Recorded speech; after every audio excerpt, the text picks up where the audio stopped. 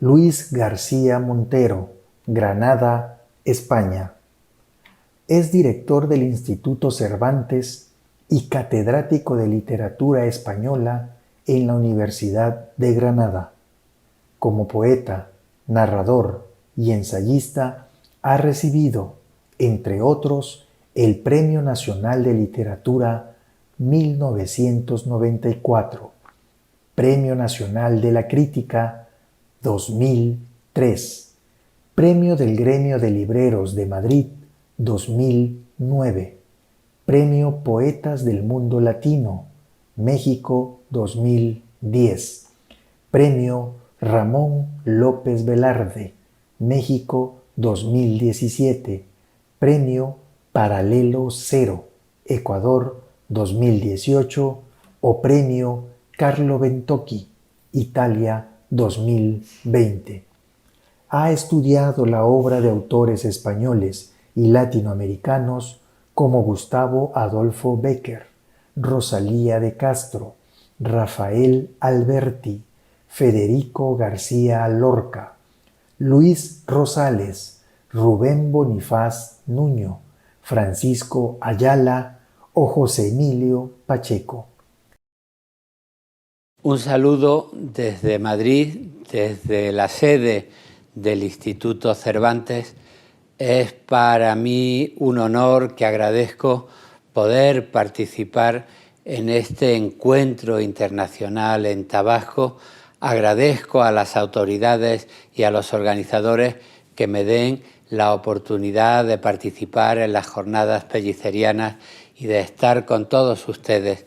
Este honor que se me hace me da también la valentía de titular mi intervención, modesta pero ambiciosa, como Buenos tiempos para la lírica. Todos ustedes conocen el famoso poema de Bertolt Brecht, Malos tiempos para la lírica, que escribió cuando Alemania se iba invadiendo de la ideología nazi, y seguro que todos recuerdan la famosa reflexión de Adorno cuando, después de la catástrofe que significó el nazismo, los campos de concentración, la Segunda Guerra Mundial, escribió aquello de que hacer un poema después de Auschwitz es un acto de barbarie. Bien, sé muy bien lo que significaba el poema de Brecht, la denuncia de los peligros de una ideología totalitaria. Sé muy bien lo que significaba la reflexión de Adorno como la lírica, el corazón de la cultura occidental, puede desembocar en un acto de barbarie, en una consagración de la tecnología de la muerte en los campos de concentración, en las cámaras de gas. Los pueblos que parecen capitanes de la cultura se pueden convertir en algo bárbaro. Pero a mí me interesaría hoy darle la vuelta a esta perspectiva y buscar en la poesía una respuesta a los tiempos de crisis, porque también vivimos tiempos de crisis, no lo olvidemos. Por una parte está la pandemia.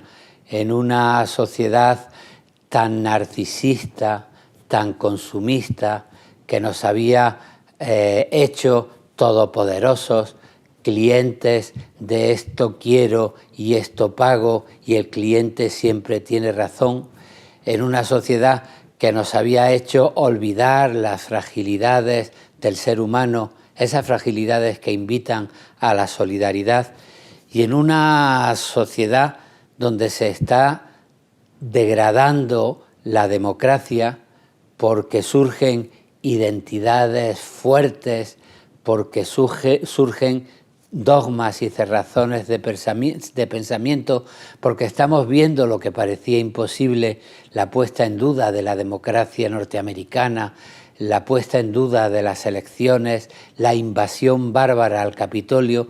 En una sociedad que asiste a todas estas cosas, es conveniente recordar que estamos viviendo momentos difíciles y quiero acogerme a lo que me ha enseñado la poesía. Quiero acogerme a la afirmación de que el mundo tiene remedio.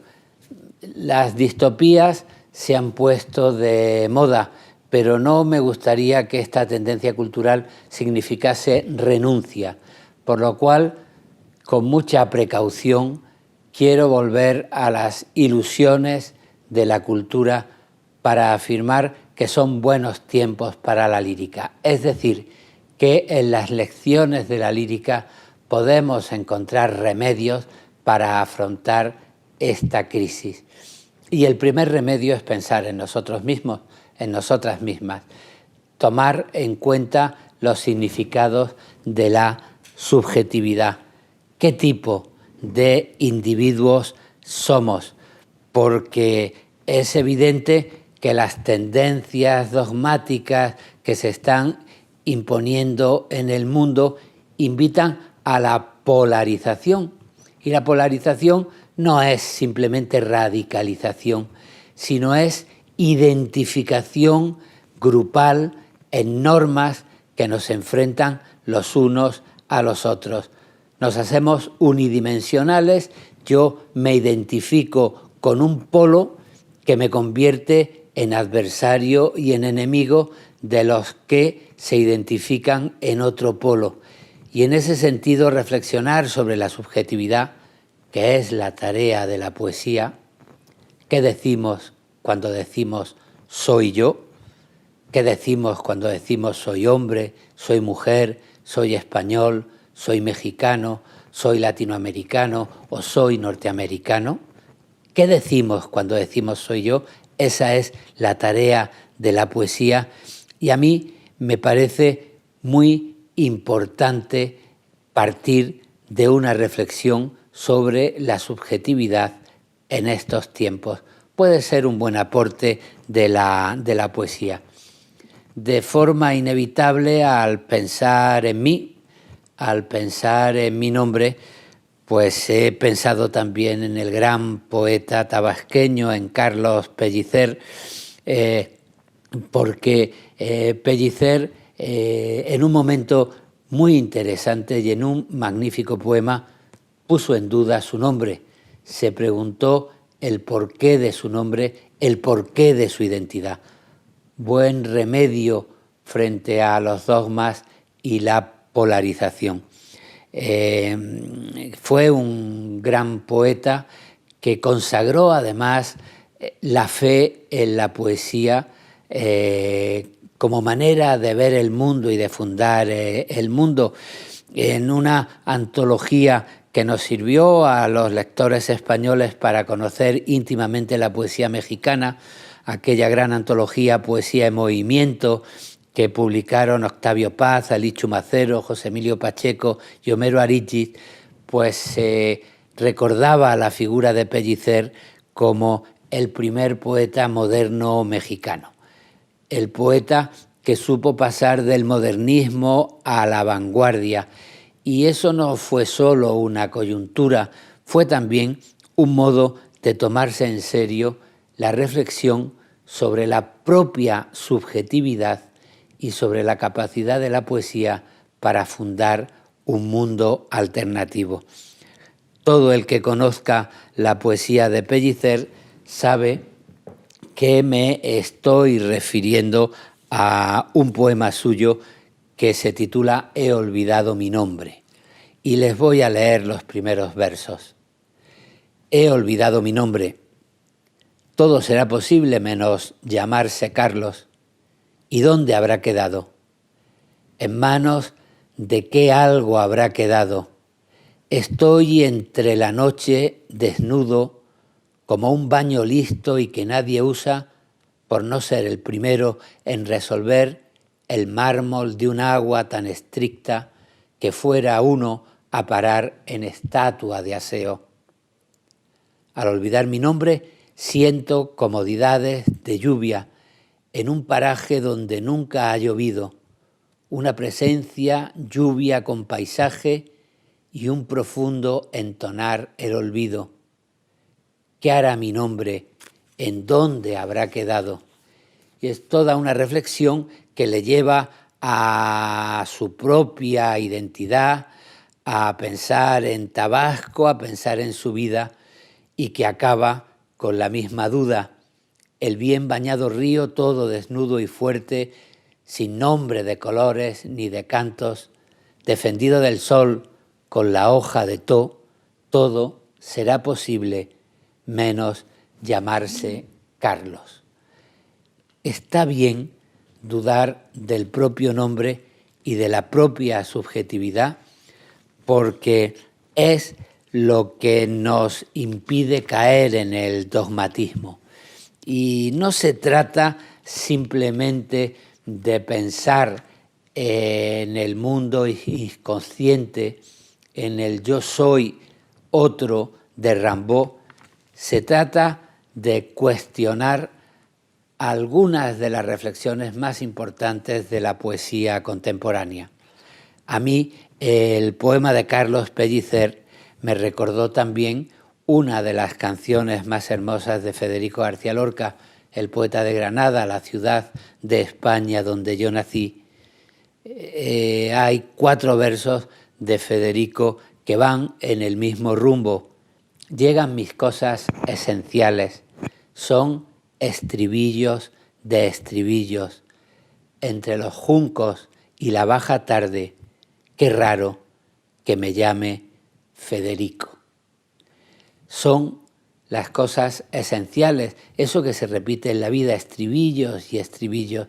Y a veces, y de ahí los dogmatismos, pensamos que en la esencia está lo inmutable, lo estable, y sin embargo la poesía invita a llegar a lo más profundo, pero para dudar, no para creerse en posesión de la verdad, sino para comprometerse en el conocimiento con uno mismo.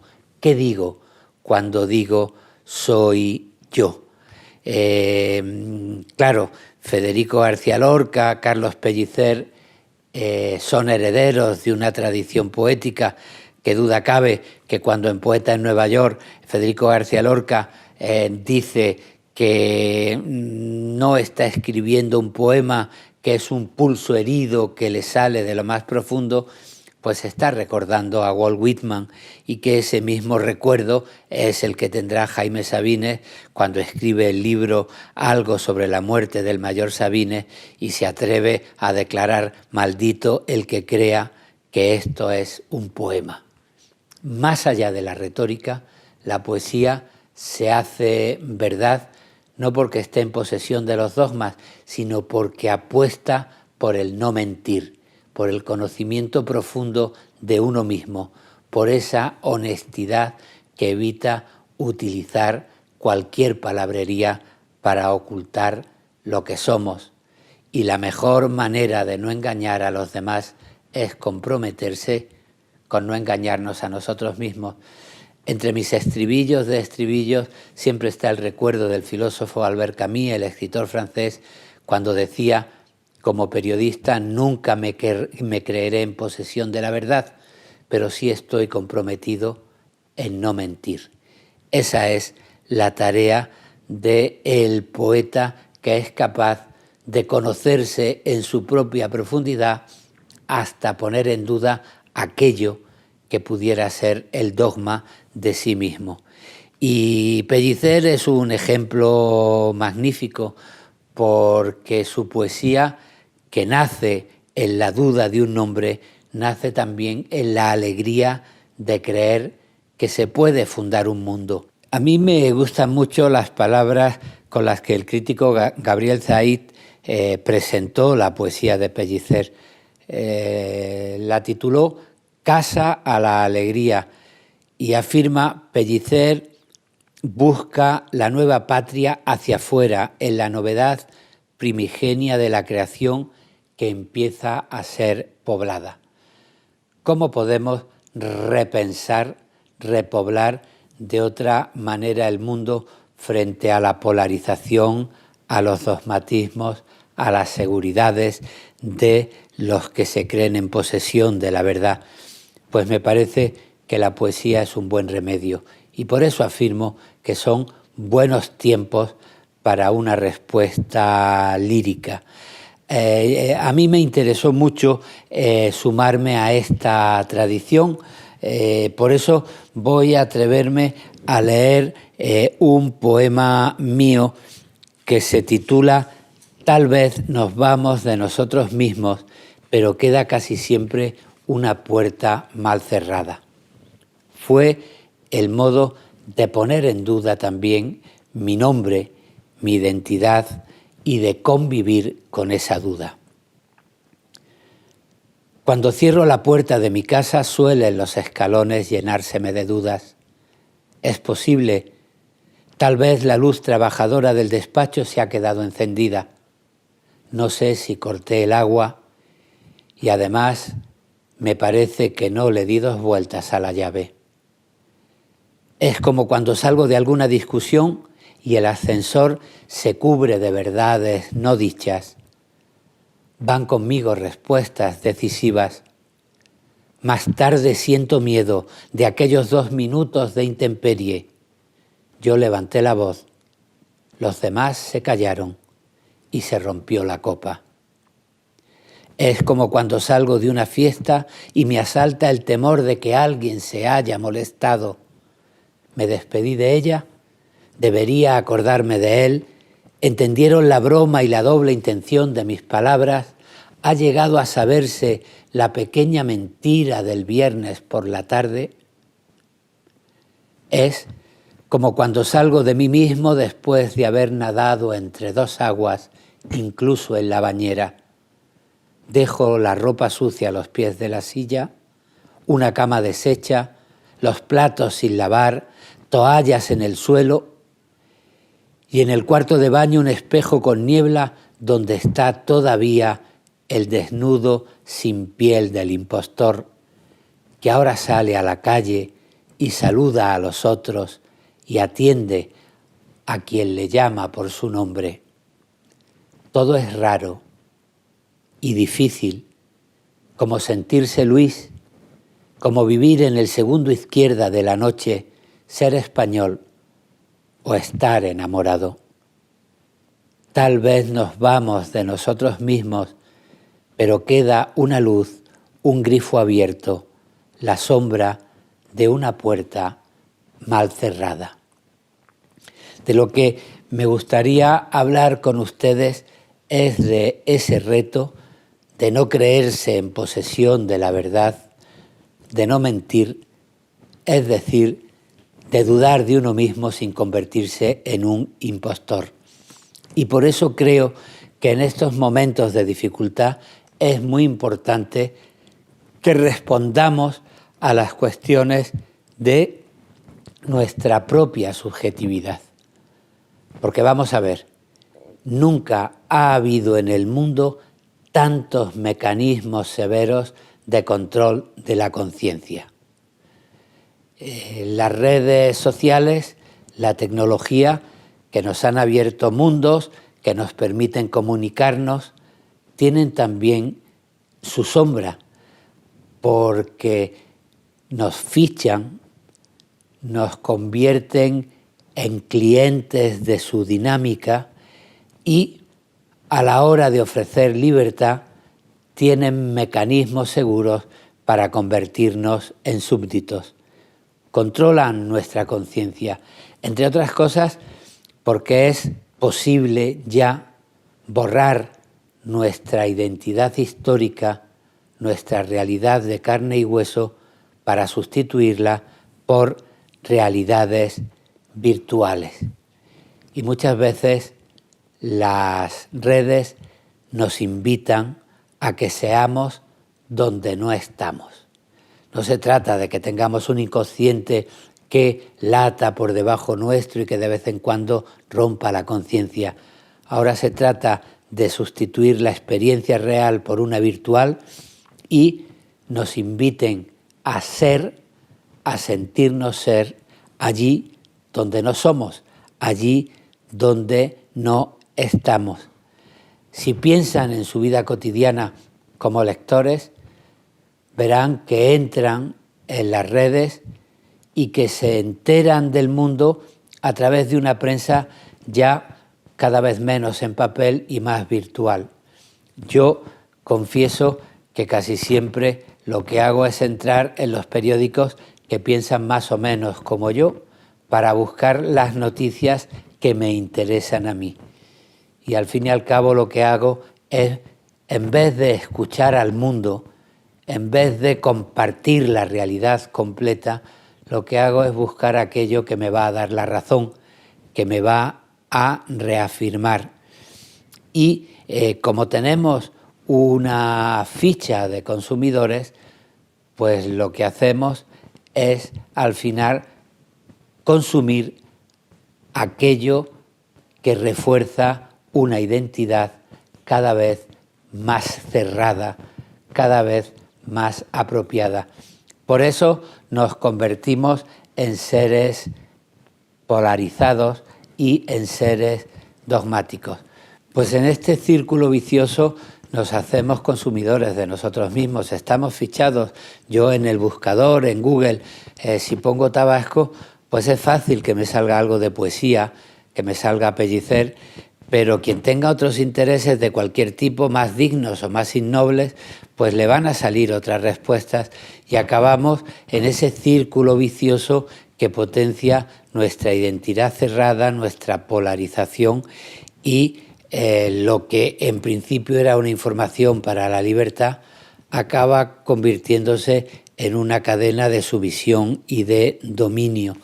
En ese sentido, me gusta siempre imaginar que el poeta que piensa las palabras, que quiere hacerse dueño de su lenguaje, representa a cualquier ser humano que quiere hacerse dueño de su pensamiento. Lo sabemos. Quien dice aquello que primero se le ocurre acaba repitiendo como un loro, como una cacatúa, lo que flota en el ambiente, lo que los grandes mecanismos que generan opiniones han dejado en el aire para que lo respiremos y lo soltemos sin pensamiento. ¿Qué piensa usted de este presidente, de este político, de esta situación? Pues la costumbre que se ha generado, sin pensarla, la repetimos. Hay una segunda posibilidad, pensar las cosas dos veces. Eso casi siempre lo hacemos cuando nos gusta caer simpático, halagar lo que quiere escuchar el otro. Los publicitarios, los que quieren vender algo, algunos políticos en campaña electoral piensan las cosas dos veces para saber qué es lo que quiere oír el que escucha. La soledad creativa del poeta, su subjetividad, necesita por lo menos pensar las cosas tres veces y comprender que la verdad escrita con minúsculas, la verdad que no es dogma, no es un punto de partida esencial, es un punto de llegada, algo que se construye. Y en ese sentido, el poeta que piensa las cosas tres veces para estar honestamente de acuerdo con su conciencia es alguien que no está dispuesto a repetir consignas, que no está dispuesto a halagar, sino que incluso es capaz de dudar de su propio nombre y de sus propias certezas. Permítanme que en este sentido lea otro poema que es una especie de autobiografía poética y que se titula El dogmatismo es la prisa de las ideas. Un diálogo creativo con la naturaleza, de esos que les gustaba hacer a Pellicer, donde la mirada desde la orilla en un atardecer me hace pensar en mi propia voluntad y en mi propio mundo. El dogmatismo es la prisa de las ideas. Aquí, junto a las dunas y los pinos, mientras la tarde cae en esta hora larga de belleza en el cielo y hago mío sin prisa el rojo libre de la luz, pienso que soy el dueño del minuto que falta para que el sol repose bajo el mar.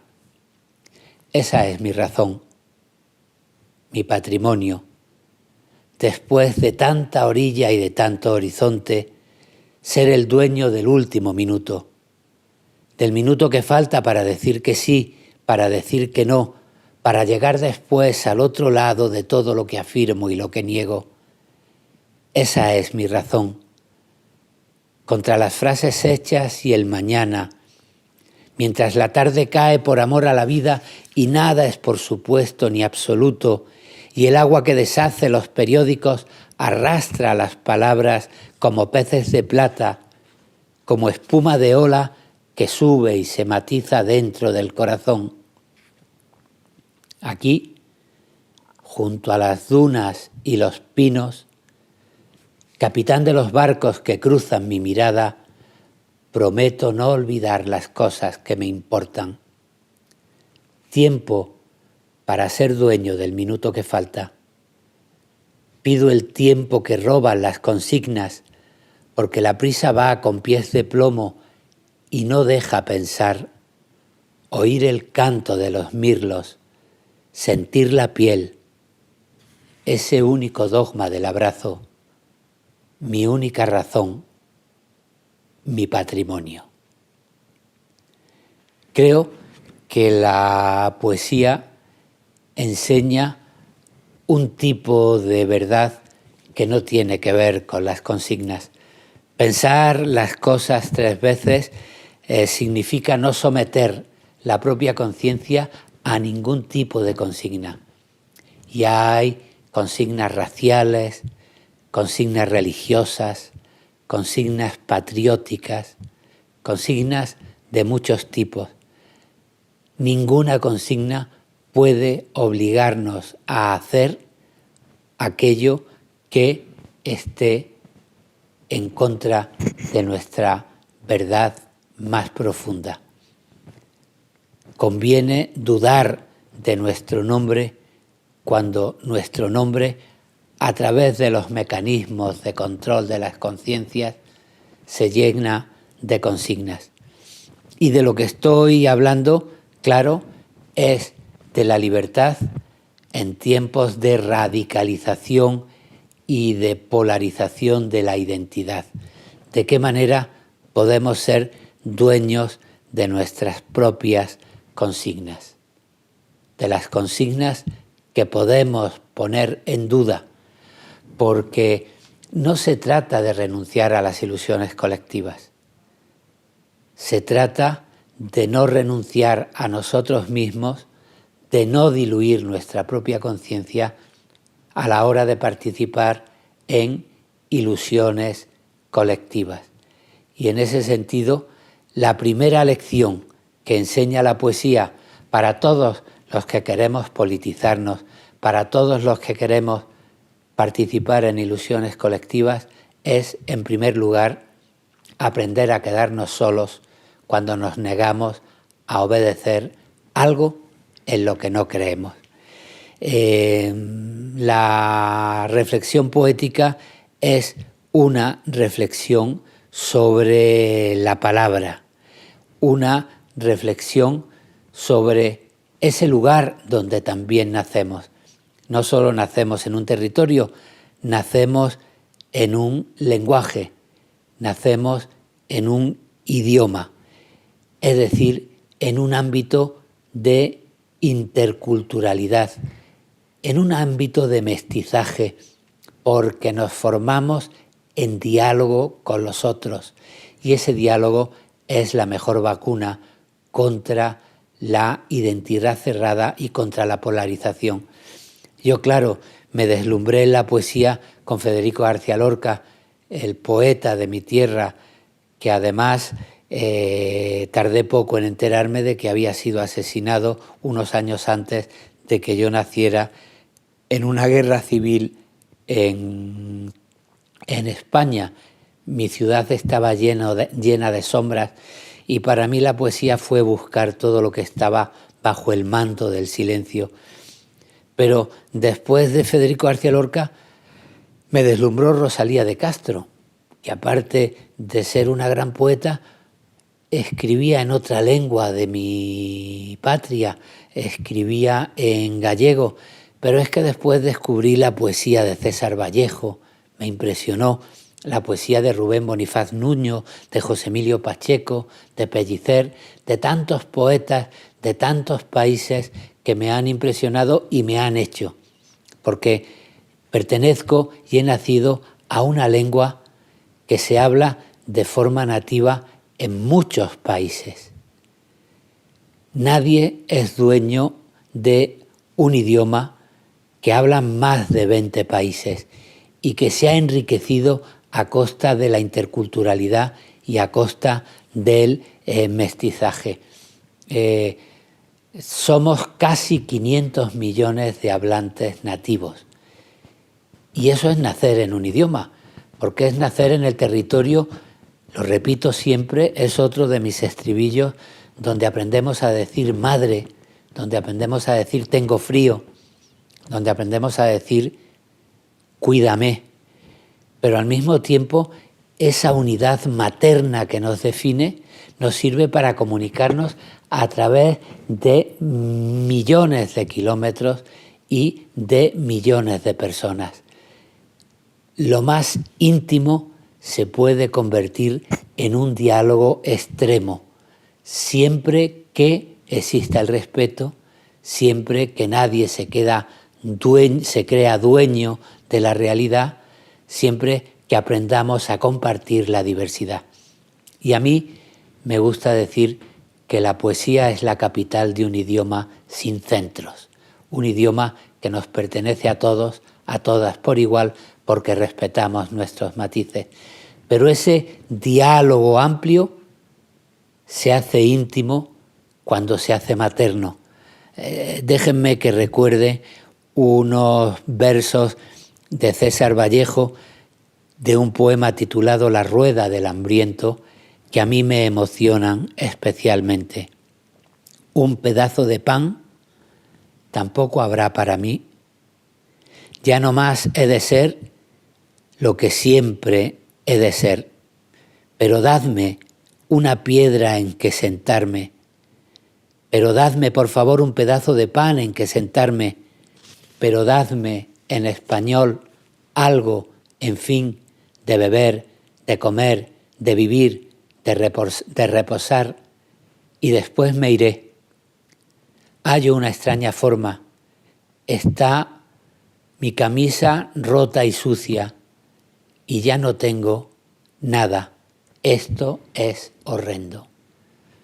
Es la rueda del hambriento, es un momento de difícil, es un momento de dificultad, pero se necesita una piedra para sentarse, y esa piedra en la que pedir pan, en la que decir madre, cuídame, es un idioma, dadme en español.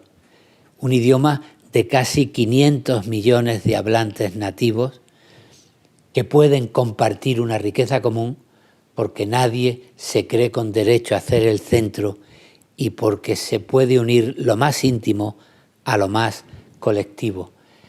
El español es una superestructura, nace de la evolución del latín en una región de España donde se hablaba euskera, y como el euskera no era lengua nativa, pues los hablantes tenían que buscar algo para comunicarse con los vecinos de alrededor, con los catalanes, con los asturleoneses, y empiezan a evolucionar hacia un idioma que poco a poco se va formando entre todos y después llega hasta mi tierra, hasta Andalucía, que entonces estaba habitada por los árabes, y entran miles de palabras en árabe, y después viaja a América, y en América entra en contacto con las lenguas originales, indígenas, y ya en el primer viaje de Colón se trae palabras de origen, por ejemplo, taíno, como la palabra canoa, y entre todos hemos ido construyendo un idioma que es una piedra en la que poder sentarnos.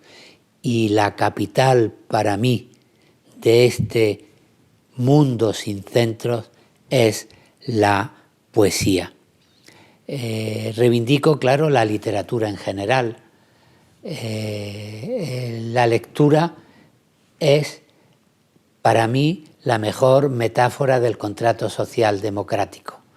existe un espacio público, las palabras, el libro, en la que pueden dialogar un autor y un lector.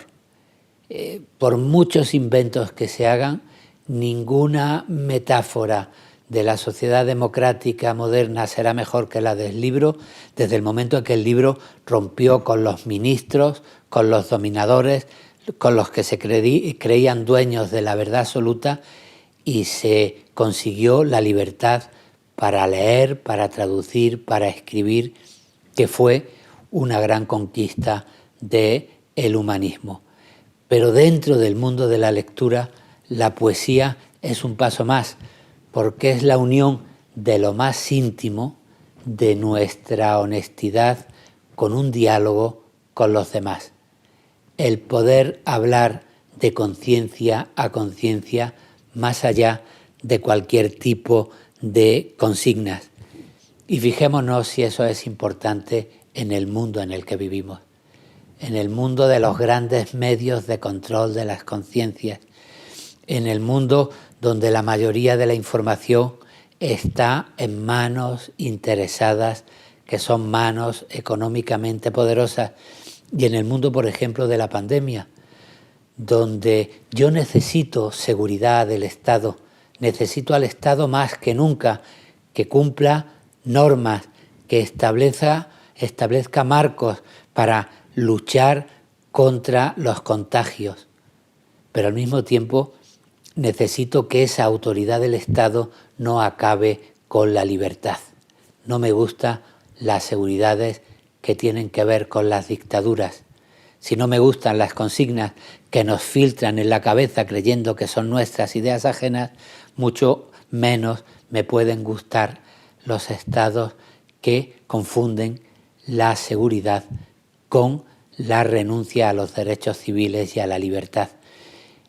En ese mundo es en el mundo en el que yo afirmo que son buenos tiempos para la lírica, porque la lírica va en contra de la polarización, va en contra de las identidades cerradas, va en favor del mestizaje, de la interculturalidad y de la construcción de diálogos que no traicionan nuestra propia identidad y nuestra propia pandemia. Digamos que son buenos momentos para la lírica, porque hemos descubierto que somos frágiles, porque hemos vivido en una sociedad hedonista que ha querido que nos olvidásemos de la enfermedad, que nos olvidásemos de la vejez, que nos olvidásemos de la muerte, y de pronto nos hemos encontrado de que ese mundo de la felicidad publicitaria, del gran consumo, tiene los pies de barro, y como no aprendamos a ayudarnos los unos a los otros, los unos a las otras, no vamos a poder salir de esta crisis, de una crisis que nos invita a estar juntos, pero manteniendo nuestra libertad. Y para acabar quiero volver a Pellicer, que es una manera de sentirme en Tabasco, a donde espero poder ir muy pronto cuando las condiciones sanitarias lo permitan. Me estoy acordando de un poema que Pellicer le escribió a la pintora Frida Kahlo en los años 50. Y es un poema que me permite imaginar otro tipo de cuentas. Casi siempre se dice que la poesía está de sobra en un mundo pragmático, mercantilista, que es un adorno. En este poema, Pellicer habla de un cero a la izquierda. A mí confieso que me gusta la palabra izquierda, y en ese sentido me gusta hacer otro tipo de cuentas que no tienen que ver con el dogmatismo, con el pragmatismo, con el mercantilismo, sino que tienen que ver con las promesas de la lírica, con la necesidad de recuperar un orgullo que sea un orgullo colectivo sobre la dignidad del ser humano. Le envió un anillo a Frida Kahlo Pellicer, anillo adornado con el cero maya, y le acompañó un soneto del que leo 4 de sus versos. Cero a la izquierda, nada. Yo te digo, toma esta nada, póntela en un dedo. Nada en un dedo llevarás sin miedo. La nada poderosa de un mendigo. ¿Es poco mercantilista la poesía? Pues posiblemente, pero con su cero a la izquierda puede hacer otras muchas cuentas frente a la fragilidad, frente a la prepotencia, frente a la degradación de la democracia. Déjenme que les invite a la lírica y a sentir el orgullo de la nada poderosa de un mendigo. Muchas gracias por su atención y un honor haber estado entre ustedes.